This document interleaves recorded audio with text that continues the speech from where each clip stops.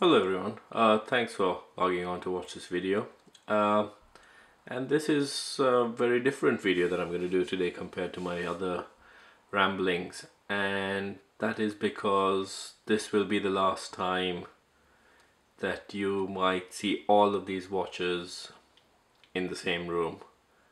So as you can see, I have this collection of 8 watches, and it initially started with 3, then it went to 4 to 5, and then it really snowballed. And what's happened is I can't keep all of these watches in my current safe because the total value has gone over what's limited on the safe, and when it comes to the other items in there and everything, so I can pretty much no longer safely keep all these items insured unless I upgrade my safe, and that's gonna be a lot of work, and it's just not worth it.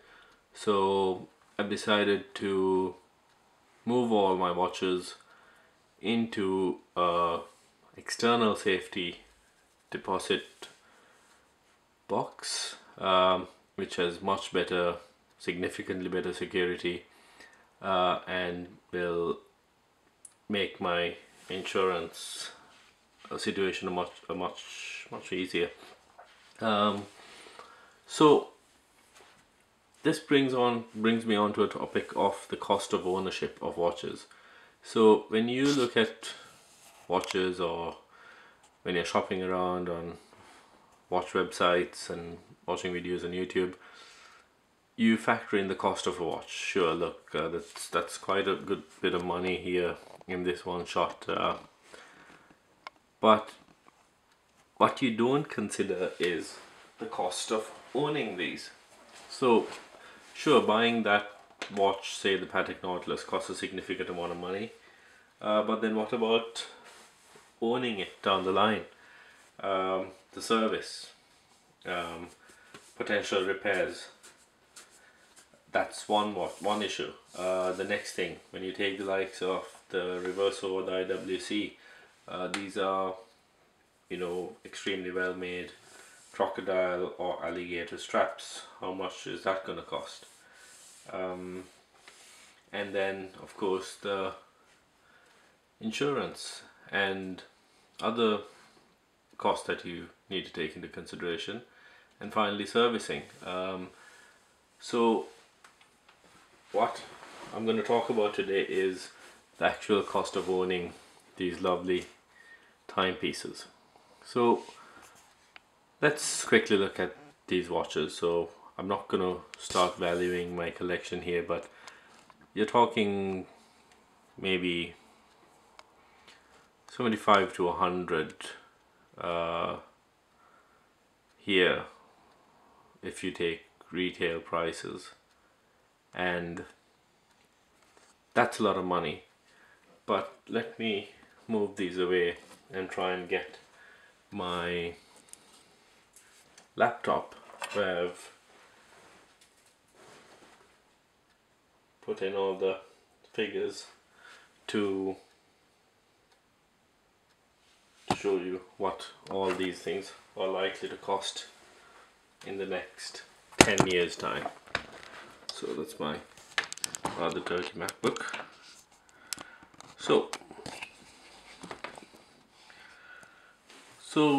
I've done a 10-year average here. So insurance costs for 10 years, at the moment it will probably be around 750. I put the prices in euros so that the servicing and everything else can be much easier. So the insurance is going to cost around 7,500 for the next 10 years. A Patek Philippe service, according to the website, is around 800 euros. The Audemars Piguet service, when I called before I bought the watch, would be close to 1,000 euros. The Rolex Daytona service is going to be around 700. A Submariner between 500 to 600. Same with the Explorer, 500 to 600. The Reverso Duo, because it's a dual face watch, it is a bit more expensive, 600 to 700. A Speedmaster, you know, of course it's a chronograph, so they want around 500, and I just sort of estimated that over the 10 years, this is a very generous estimation, that I might spend about 500 euros on straps, but considering that just JLC strap is around 450 dollars or more, it's a very generous estimation. Most likely probably be more close to about $1,000 a year for 10 years if I did buy non-original but still genuine alligator straps.